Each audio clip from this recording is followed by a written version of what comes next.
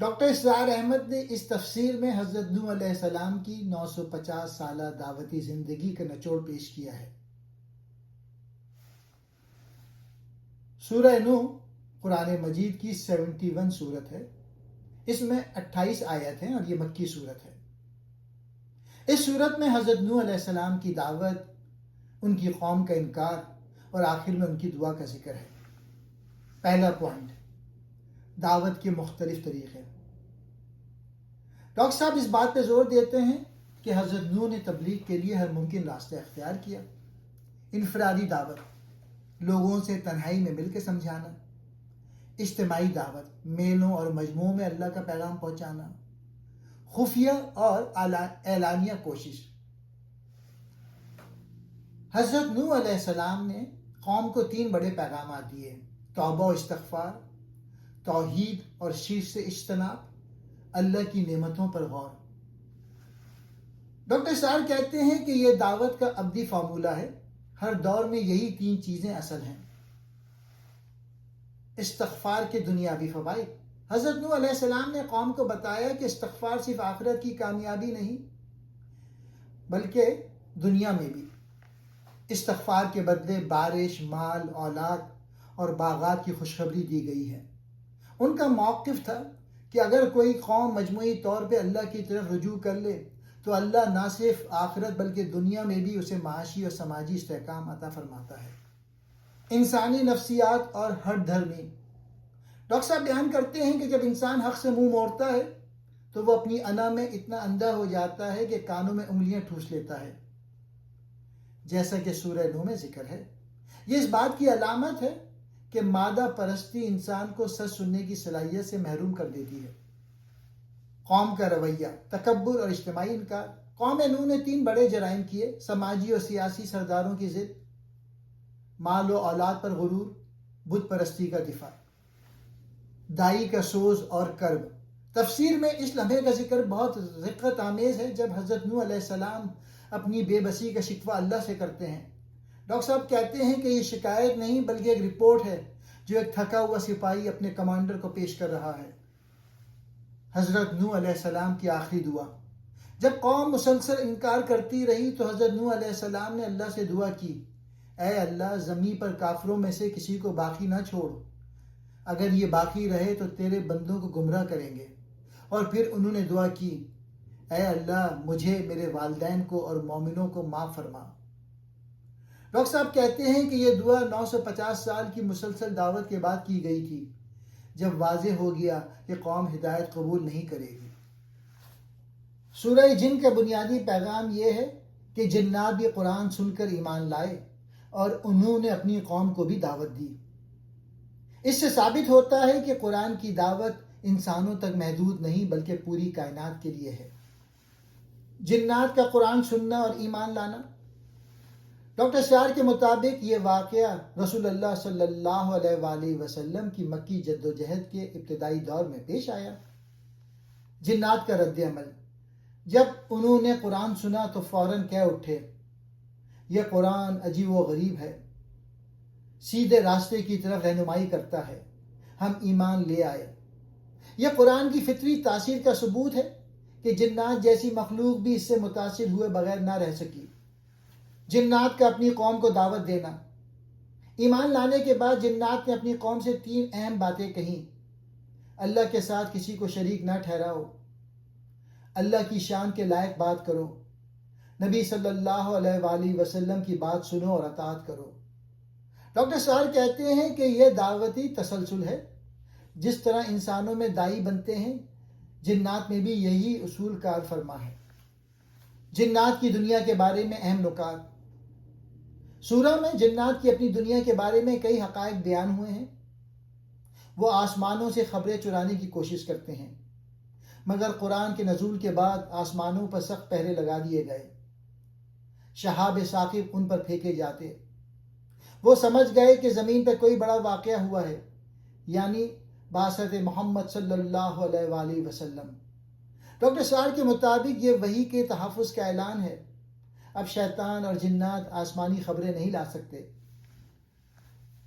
جنات کا اعتراف: ہم مختلف گروہوں میں بٹے ہوئے ہیں، جنات نے کہا ہم میں نیک بھی ہیں اور بد بھی، ہم میں مسلمان بھی ہیں اور ظالم بھی، ہم میں مختلف راستے اختیار کرنے والے بھی ہیں۔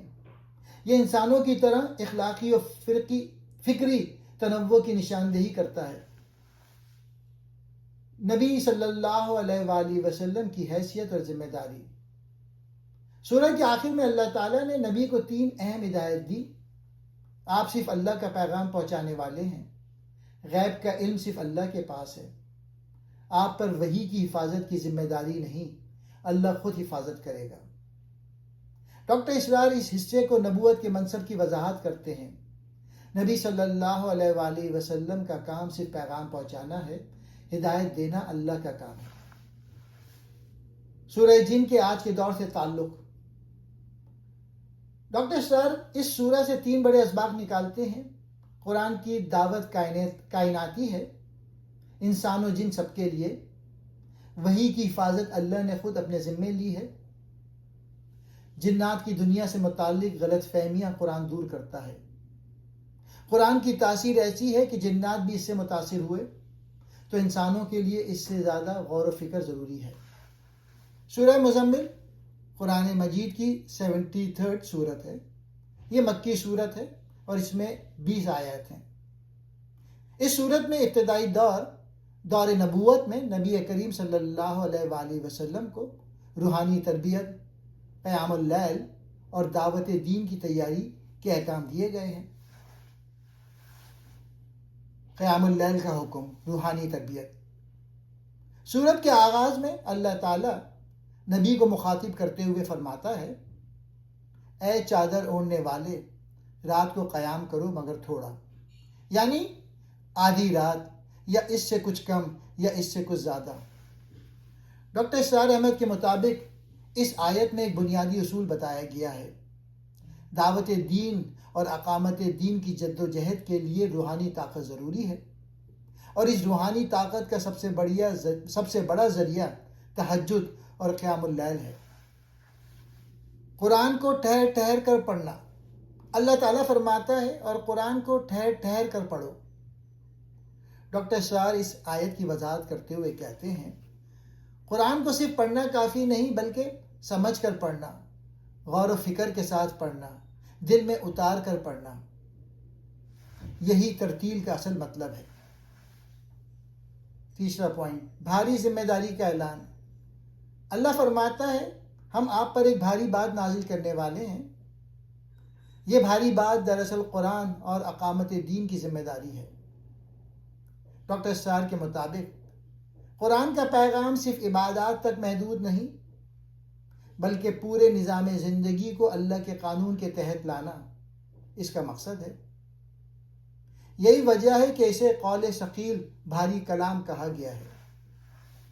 چوتھا پوائنٹ، رات کی عبادت کی تاثیر۔ اللہ فرماتا ہے، رات کی عبادت زیادہ مؤثر ہوتی ہے، دل پر زیادہ اثر کرتی ہے، اور زبان سے نکلنے والی بات زیادہ درست ہوتی ہے۔ ڈاکٹر اسرار کہتے ہیں کہ رات کا سکون انسان کو اللہ سے گہرا تعلق قائم کرنے کا موقع دیتا ہے۔ پانچواں پوائنٹ، دن میں جد و جہد۔ اللہ فرماتا ہے، دن میں آپ کے لیے بہت مصروفیات ہیں، یعنی دن کا وقت دعوت، تبلیغ، جد و جہد اور معاشرتی ذمہ داریوں کے لیے ہے۔ ڈاکٹر اسرار اس کو یوں بیان کرتے ہیں، رات عبادت کے لیے اور دن جد و جہد کے لیے ہے۔ چھٹا پوائنٹ، صبر اور استقامت۔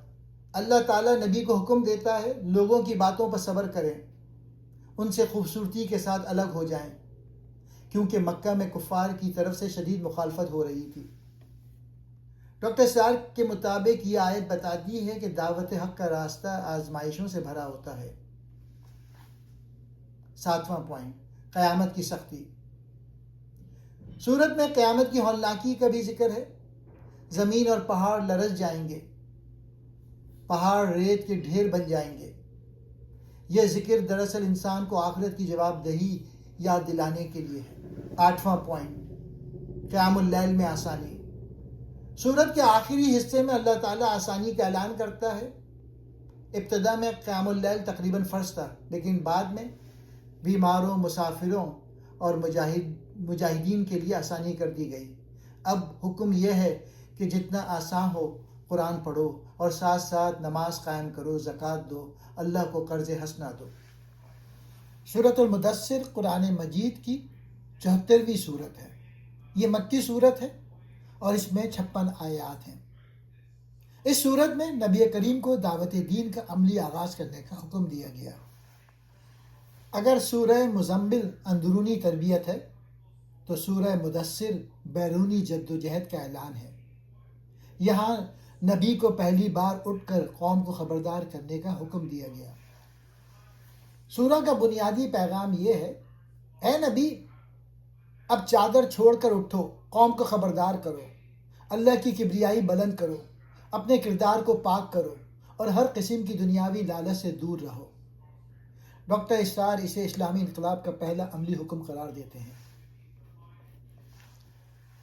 یا ایھا المدثر، مشن کی طرف بیداری۔ اللہ نے نبی کو چادر اوڑھے ہوئے مخاطب کیا۔ ڈاکٹر اسرار کے مطابق یہ محبت بھرا خطاب ذمہ داری کی طرف جھنجھوڑنا، آرام کی زندگی سے نکل کر جد و جہد کی طرف بلانا۔ یہ وہ لمحہ ہے جب نبوت ذاتی عبادت سے نکل کر اجتماعی دعوت میں داخل ہوتی ہے۔ 5 بنیادی احکام دعوتی انقلاب کا منشور۔ ڈاکٹر اسرار کے مطابق ابتدائی آیات میں اسلامی تحریک کے 5 بنیادی اصول رکھے گئے۔ پہلا، اٹھو اور خبردار کرو۔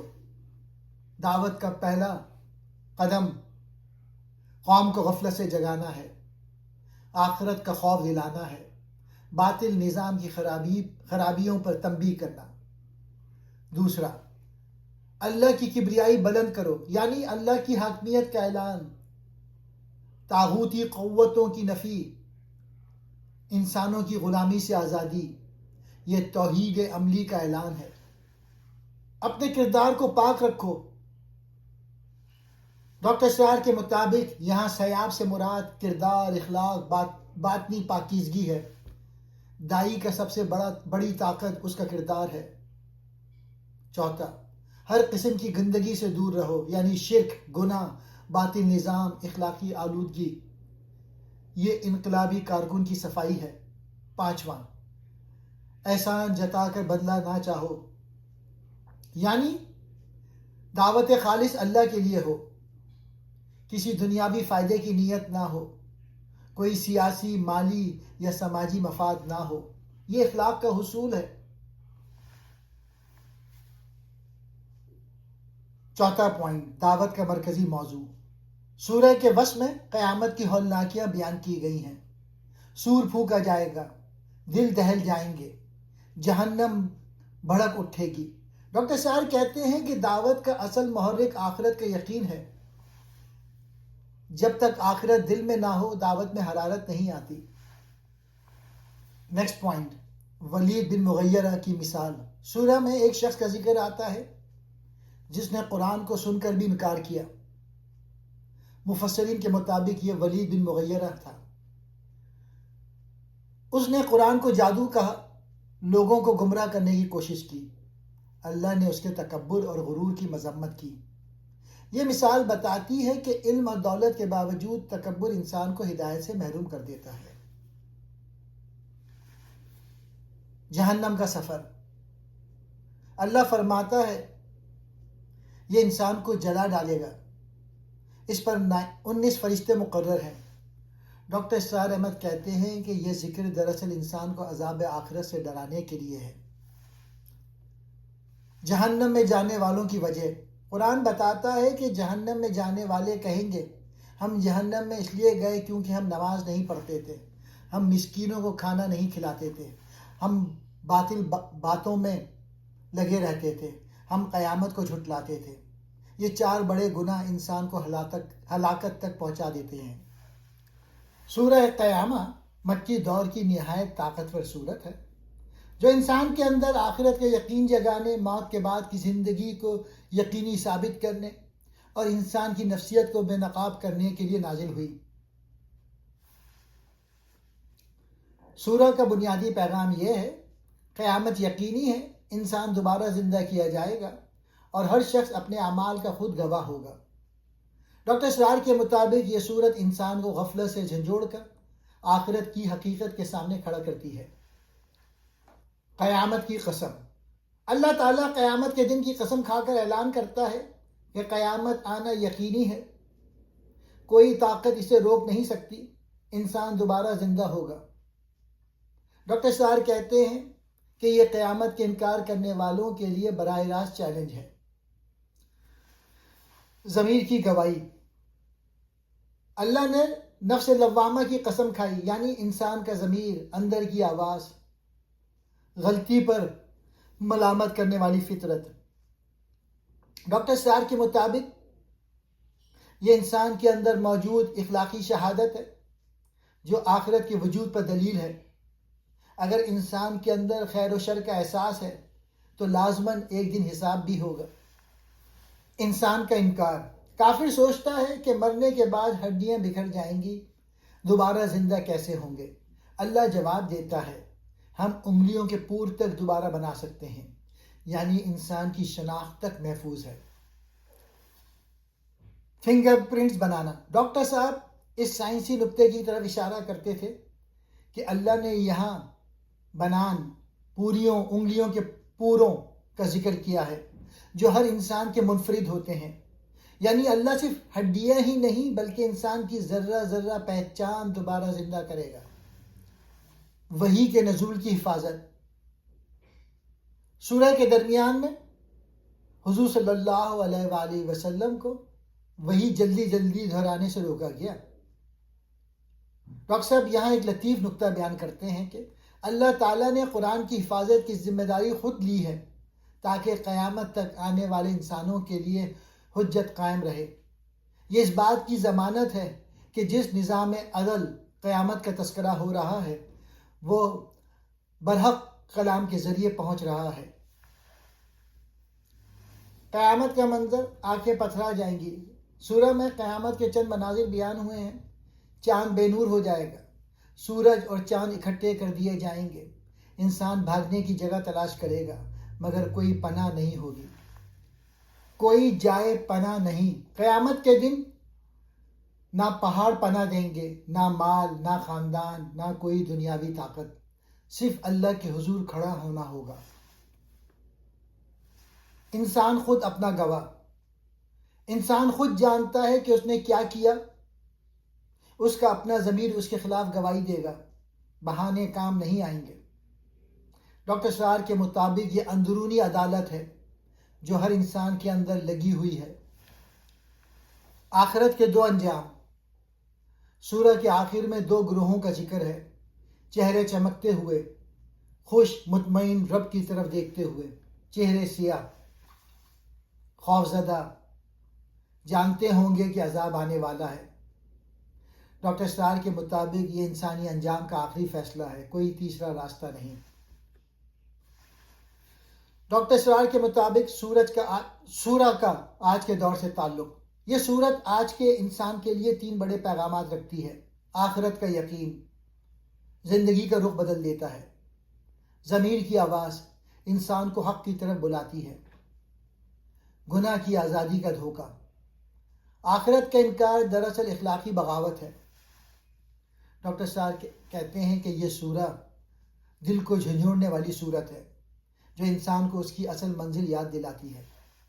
سورۃ الانسان ایک نہایت گہری اور دل کو جھنجھوڑ دینے والی سورت ہے جو انسان کی حقیقت، اس کی آزمائش، اس کے انجام اور اہل ایمان کے اعلیٰ مقام کو بیان کرتی ہے۔ ڈاکٹر سار احمد اس سورت کو انسان کی تخلیق سے لے کر اس کے ابدی انجام تک کا مکمل نقشہ قرار دیتے ہیں۔ یہ سورت مدنی سورت ہے اور اس کا بنیادی موضوع انسان کی تخلیق، امتحان زندگی، نیک بندوں کا کردار اور جنت کی نعمتیں ہیں۔ اس سورت کی تفسیر میں خاص طور پہ یہ واضح کرتے ہیں کہ انسان کو اختیار اور آزمائش کے لیے پیدا کیا گیا ہے۔ سورہ کا بنیادی پیغام یہ ہے، انسان کو اللہ نے آزمائش کے لیے پیدا کیا ہے، اسے راستہ دکھا دیا، اب وہ چاہے شکر گزار بنے یا ناشکرا۔ ڈاکٹر سار کے مطابق یہ سورت انسان کو اس کی اصل حقیقت، ذمہ داری اور انجام یاد دلاتی ہے۔ انسان کی تخلیق۔ سورت کی ابتدا انسان کی بے بسی سے ہوتی ہے۔ انسان کبھی کچھ نہ تھا، نہ اس کا نام تھا، نہ اس کی کوئی حیثیت۔ اللہ نے اسے نطفے سے پیدا کیا، سننے اور دیکھنے کی صلاحیت دی، عقل عطا کی۔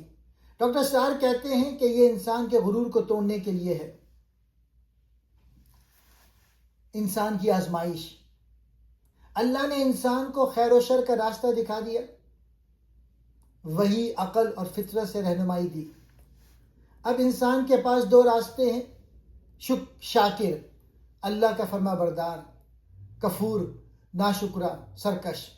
ڈاکٹر اسرار کے مطابق یہی زندگی کا اصل امتحان ہے۔ نیک لوگوں کی صفات، اہل ایمان کا کردار۔ سورہ میں اہل ایمان کی چند نمایاں صفات بیان ہوئیں۔ نظر پوری کرتے ہیں، قیامت کے خوف سے لرزتے ہیں، مسکین یتیم اور قیدی کو کھانا کھلاتے ہیں، خالص نیت سے عمل کرتے ہیں، ہم تمہیں صرف اللہ کی رضا کے لیے کھلاتے ہیں، بدلے یا شکریہ کی خواہش نہیں رکھتے۔ ڈاکٹر اسرار کہتے ہیں کہ یہ اخلاص اور ایثار کا اعلیٰ ترین نمونہ ہے۔ اہل ایمان کا انعام، جنت کی نعمتیں۔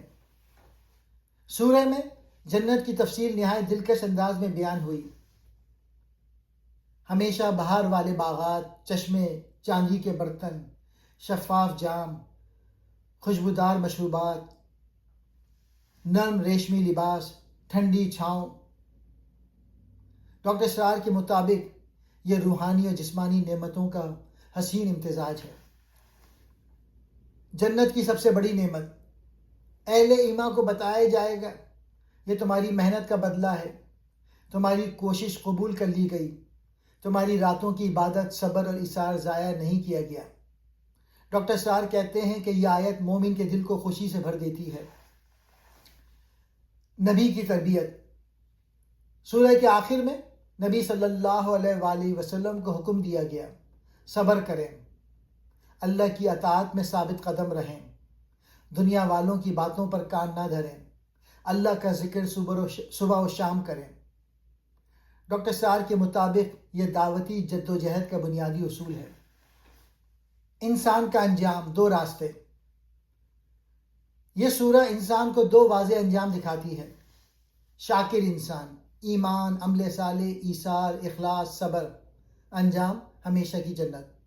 کفور انسان، ناشکری، سرکشی، تکبر، حق کا انکار، انجام بھڑکتی ہوئی آگ۔ ڈاکٹر اسرار کہتے ہیں کہ یہ سورت انسان کو اپنی زندگی کا راستہ خود چننے کی دعوت دیتی ہے۔ ڈاکٹر اسرار کے مطابق سورہ کا آج کے دور سے تعلق، یہ سورت آج کے انسانوں کو تین بڑے پیغامات دیتی ہے۔ اپنی حقیقت پہچانو، تم کچھ نہ تھے، اللہ نے عزت دی۔ اپنی ذمہ داری سمجھو، تم آزمائش میں ہو۔ اپنا انجام یاد رکھو، جنت اور جہنم دونوں تمہارے سامنے ہیں۔ ڈاکٹر اسرار کہتے ہیں کہ یہ سورہ انسان کو اس کی اصل منزل یاد دلاتی ہے۔ ڈاکٹر صاحب سورہ مرسلات کو حق اور باطل کے درمیان دو ٹوک فیصلہ قرار دیتے تھے۔ ان کے نزدیک یہ سورہ منکرین آخرت کے لیے ایک تعزیانہ ہے، جس میں بار بار ایک ہی جملے کی تکرار دلوں کو دہلا دیتی ہے۔ ہواؤں اور فرشتوں کی قسمیں، آغاز سورہ۔ ڈاکٹر صاحب سورہ کی ابتدائی 5 آیات کی تشریح میں دو پہلو بیان کرتے تھے۔ مادی پہلو، یہ مختلف قسم کی ہوائیں ہیں جو کبھی رحمت بن کر چلتی ہیں اور کبھی طوفان بن کر تباہی لاتی ہیں۔ روحانی پہلو، یہ وہ فرشتے ہیں جو وہی لے کر اترتے ہیں اور حق و باطل کے درمیان فرق کر دیتے ہیں۔ استدلال، ڈاکٹر صاحب فرماتے تھے کہ جس طرح ہواؤں کا نظام اللہ کے قبضے میں ہے، اسی طرح وحی اور جزا و سزا کا نظام بھی برحق ہے، اور جس کا تم سے وعدہ کیا جا رہا ہے وہ ہو کر رہے گا۔ ڈاکٹر صاحب اس سورہ کی سب سے نمایاں خصوصیت اس آیت کی 10 مرتبہ تکرار کو قرار دیتے تھے۔ اس دن جھٹلانے والوں کے لیے بڑی تباہی ہے۔ وہ فرماتے تھے کہ یہ تکرار اس لیے ہے تاکہ انسان کی غفلت کے پردے چاک ہو جائیں۔ ہر نعمت اور ہر قدرت کی نشانی کے ذکر کے بعد یہ جملہ ایک ایٹمی دھماکے کی طرح کانوں میں گونجتا ہے۔ تخلیق انسانی اور زمین کی وسعت، ڈاکٹر صاحب ان آیت پہ خاص توجہ دیتے تھے جہاں اللہ فرماتا ہے کہ کیا ہم نے تمہیں ایک حقیر پانی یعنی نطفے سے پیدا نہیں کیا؟ وہ اسے انسانی انا کے خلاف ایک چوٹ قرار دیتے تھے کہ جس انسان کی ابتدا اتنی معمولی ہو وہ اپنے خالق کے سامنے سرکشی کیسے کر سکتا ہے۔ اسی طرح زمین کو سمیٹنے والی کہنے کی تشریح میں وہ بتاتے تھے کہ زمین زندوں اور مردوں دونوں کو اپنے اندر سموئے ہوئے ہے، جو اللہ کی قدرت کا بڑا نشان ہے۔ مجرمین اور متقین کا تقابل۔ ڈاکٹر صاحب اس سورہ میں دو گروہوں کا انجام بڑے واضح انداز میں بیان کرتے ہیں۔ مجرمین، انہیں حکم ہوگا کہ اس سائے دوزخ کے دھوئیں کی طرف چلو جس کی 3 شاخیں ہیں، جو نہ ٹھنڈک دے گی اور نہ آگ کے شعلوں سے بچائے گی۔ متقین، وہ سایوں اور چشموں میں ہوں گے اور انہیں ان کے اعمال کے بدلے خوشگوار زندگی ملے گی۔ ڈاکٹر صاحب کا خاص نکتہ، حق کے سامنے سپردگی۔ ڈاکٹر اسرار اکثر اس سورہ کی آخری آیت کی تفسیر کرتے ہوئے آپ دیدہ ہو جاتے تھے، جہاں اللہ فرماتا ہے، اور جب ان سے کہا جاتا ہے کہ اللہ کے آگے جھک جاؤ تو وہ نہیں جھکتے۔ ان کا کہنا تھا کہ اصل بیماری تکبر ہے جو انسان کو سجدے سے روکتی ہے۔ وہ فرماتے تھے کہ اگر قرآن جیسی کلام الہی کے بعد بھی کوئی ایمان نہیں لاتا تو پھر وہ کس بات پر ایمان لائے گا۔ سورہ نبأ ایک مکی صورت ہے اور اس کا بنیادی موضوع قیامت کی خبر، اللہ کی قدرت کی نشانیاں اور آخرت میں جزا و سزا ہے۔ سورہ کا بنیادی پیغام یہ ہے، لوگو، جس عظیم خبر یعنی قیامت کے بارے میں تم جھگڑ رہے ہو وہ یقینی طور پہ آنے والی ہے۔ ڈاکٹر سار کے مطابق یہ صورت انسان کو اس کی غفلت، تکبر اور آخرت سے بے خبری سے نکالنے کے لیے نازل ہوئی۔ کس چیز پہ جھگڑتے رہے ہیں؟ صورت کا آغاز سوالی انداز میں ہوتا ہے، لوگ کس چیز پر بحث کر رہے ہیں، کس بات پہ جھگڑ رہے ہیں؟ پھر جواب دیا، اس عظیم خبر پہ یعنی قیامت پر، جسے کافر جھٹلاتے ہیں۔ ڈاکٹر سار کہتے ہیں کہ یہ تنزیہ سوال ہے جو انسان کی غفلت کو بے نقاب کرتا ہے۔ اللہ کی قدرت کی نشانیاں، قیامت کے امکان کی دلیل۔ سورہ میں اللہ نے اپنی قدرت کی چند بڑی نشانیاں گنوائیں۔ زمین کو بچھونا بنایا، پہاڑوں کو میخوں کی طرح گاڑا، تمہیں جوڑوں میں پیدا کیا، نیند کو آرام کا ذریعہ بنایا، رات کو پردہ بنایا، دن کو معاش کا وقت بنایا، آسمان کو مضبوط چھت بنایا، سورج کو روشن چراغ بنایا، بادلوں سے بارش برسائی، اناج، باغات اور سبزہ اگایا۔ ڈاکٹر سرار کے مطابق یہ سب عقلی دلائل ہیں کہ جس نے یہ سب کچھ پہلی بار پیدا کیا وہ دوبارہ بھی پیدا کر سکتا ہے۔ قیامت کا ہولناک منظر۔ سورہ میں قیامت کے مناظر نہایت شدت سے بیان ہوئے۔ سور پھونکا جائے گا، آسمان پھٹ جائے گا، پہاڑ ریزہ ریزہ ہو جائیں گے، زمین ہلا کر برابر کر دی جائے گی۔ ڈاکٹر سار کہتے ہیں کہ یہ شدید ترین اسلوب ہے جو دل کو ہلا دیتا ہے۔ مجرمین کا انجام، جہنم کے بارے میں بتایا گیا، یہ گھات میں بیٹھی ہوئی ہے، سرکشوں کا ٹھکانہ ہے، وہ اس میں طویل زمانے رہیں گے، نہ ٹھنڈا پانی ملے گا نہ کوئی راحت، صرف کھولتا ہوا پانی اور پیپ۔ ڈاکٹر سار کے مطابق یہ مجرمین کے لیے کھلی وارننگ ہے۔ اہل ایمان کا انجام، متقین کے لیے کامیابی، باغات، انگور، ہم عمر ساتھی، بھری ہوئی پیالیاں، کوئی لغو بات نہیں، کوئی گناہ نہیں۔ یہ بشارت کا توازن ہے جو قرآن کا خاص اسلوب ہے۔ اللہ کی عدالت، قیامت کے دن کوئی بول نہیں سکے گا، کوئی سفارش نہیں کر سکے گا، صرف وہی بولے گا جسے اللہ اجازت دے گا۔ ڈاکٹر سار کہتے ہیں کہ یہ اللہ کی مطلق حاکمیت کا اعلان ہے۔ انسان کی غفلت کا انجام، آخر میں انسان کو جھنجھوڑ کر کہا گیا، یہ دن یقینی ہے، جو چاہے راستہ اختیار کرے، مگر یاد رکھو نیک عمل کا فائدہ بھی تمہیں اور برے عمل کا نقصان بھی تمہیں۔ ڈاکٹر سار کے مطابق یہ انسان کی ذمہ داری کا اعلان ہے۔ یہ صورت آج کے انسانوں کو 3 بڑے پیغامات دیتی ہے۔ آخرت یقینی ہے، غفلت چھوڑو۔ اللہ کی نشانیاں ہر طرف موجود ہیں، غور کرو۔ مجرمین کا انجام سخت ہے، اپنے راستے کا انتخاب سوچ سمجھ کر کرو۔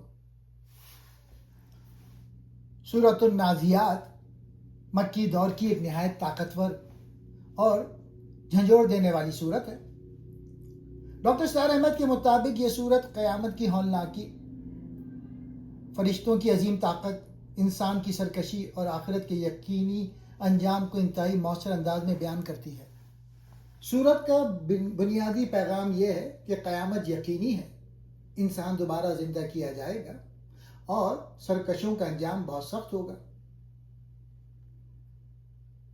فرشتوں کی قسمیں۔